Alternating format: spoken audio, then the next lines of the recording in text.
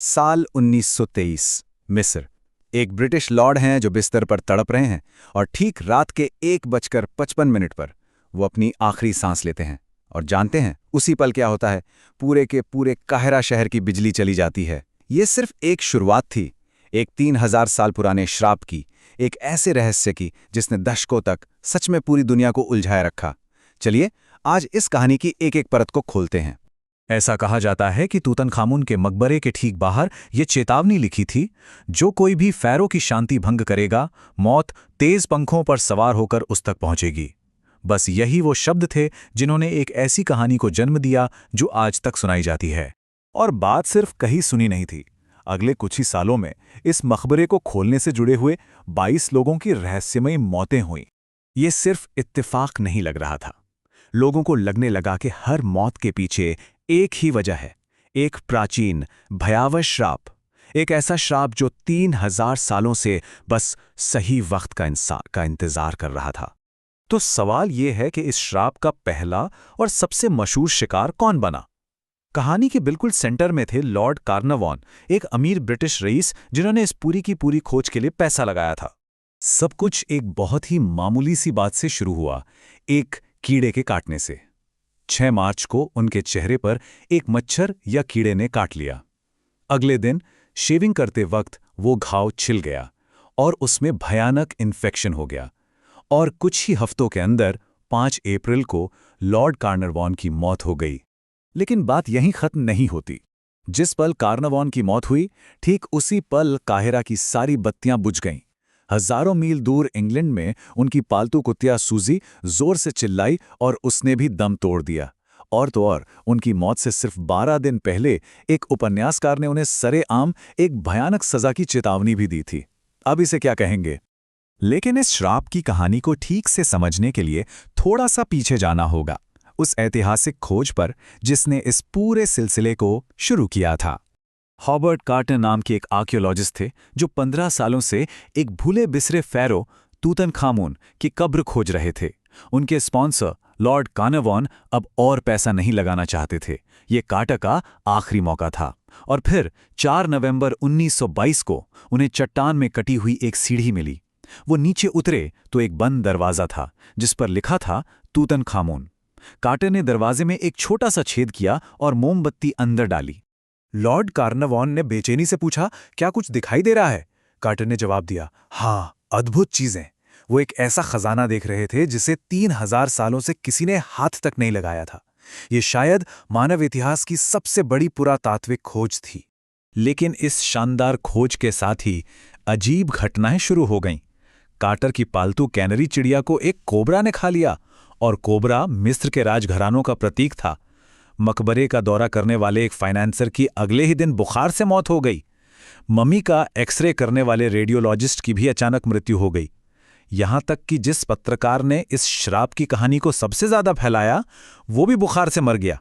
और फिर वो सबूत सामने आया जिसने सबके होश उड़ा दिए। याद है लॉर्ड कार्नावॉन के बाएं गाल पर कीड़े ने काटा था?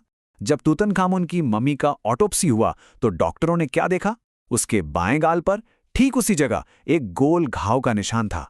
सोचिए, एक जिंदा इंसान और एक 3000 साल पुरानी मम्मी के चेहरे पर एक ही जगह, एक ही निशान। तो सवाल यही है, क्या यह वाकई एक 3000 साल पुराना अलौकिक श्राप था, या फिर इसके पीछे की कहानी कुछ और ही थी? चलिए अब जरा जासूस बनकर इस रहस्य की गुत्थी को सुलझाते हैं और कहानी की शुरुआत वहीं से करते हैं जहां से श्राप की बात शुरू हुई, यानी वो रहस्यमयी चेतावनी। तो सच्चाई ये है कि मकबरे के बाहर मौत की चेतावनी वाला ऐसा कोई शिलालेख था ही नहीं। जी हां, ये पूरी तरह से एक पत्रकार की कल्पना थी। बहुत सालों बाद मकबरे के एक सिक्योरिटी गार्ड ने यह बात खुद मानी। उसने बताया कि जब एक रिपोर्टर ने श्राप के बारे में पूछा तो हमने मना नहीं किया, बस मुस्कुरा दिए। और हमारी उस हल्की सी मुस्कान से ही उस रिपोर्टर ने खुशी खुशी श्राप की ये पूरी कहानी गढ़ दी। अच्छा, तो फिर उन मौतों का क्या? क्या उनका कोई वैज्ञानिक कारण हो सकता है? बिल्कुल। एक वजह हो सकती है एस्परजिलस नाइजर। ये एक जहरीला फंगस है जो बंद मकबरों में हजारों साल तक जिंदा रह सकता है। और जब कोई इसे सांस के जरिए अंदर लेता है तो यह फेफड़ों में सूजन और गंभीर बीमारी पैदा कर सकता है। आज तो इसका इलाज एंटीबायोटिक से हो जाता है, लेकिन 1920s के दशक में एंटीबायोटिक्स तो थे ही नहीं। और उन डरावने इत्तेफाकों का क्या? 1920 के दशक में काहिरा में बिजली जाना एक बहुत ही आम बात थी। रही बात कार्नेवॉन की कुतिया की, तो उसकी मौत कुछ घंटों बाद हुई थी, ठीक उसी समय नहीं। कार्नेवॉन खुद भी पहले से काफी बीमार रहते थे, और जैसा कि हमने कहा, 1923 में पेनिसिलिन के बिना एक मामूली कीड़े का काटना भी जानलेवा साबित हो सकता था। चलिए अब इन किस्से कहानियों से हटकर जरा आंकड़ों पर नजर डालते हैं। देखते हैं कि साइंस और डेटा इस श्राप के बारे में क्या कहते हैं। साल 2002 में ब्रिटिश मेडिकल जर्नल में एक स्टडी छपी।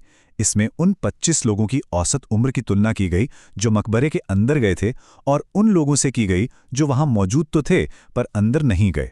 नतीजा, दोनों ग्रुप्स की औसत उम्र में कोई खास फर्क था ही नहीं। असल में जिन लोगों को श्रापित कहा गया, उनकी मृत्यु की औसत आयु 73 साल थी।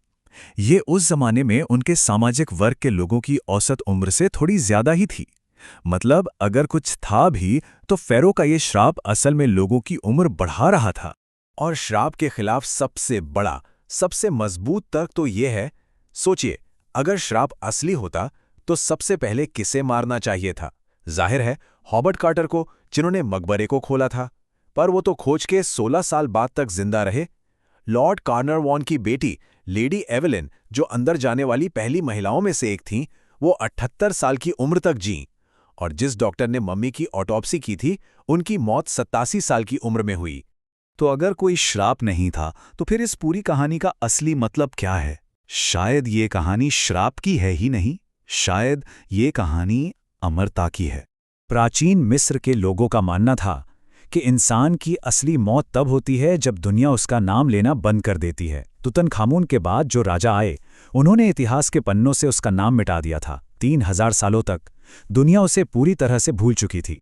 लेकिन हॉवर्ड कार्टर की उस एक खोज ने उस भुला दिए गए राजा को एक नई जिंदगी दे दी। आज तुतनखामुन दुनिया का सबसे प्रसिद्ध फेरो है। उसका नाम अब शायद ही कोई कभी भूलेगा। तो शायद तुतनखामुन आज कहीं से कह रहा होगा, मैं अभी भी जिंदा हूं। और यही शायद उसका असली और सबसे शक्तिशाली श्राप है।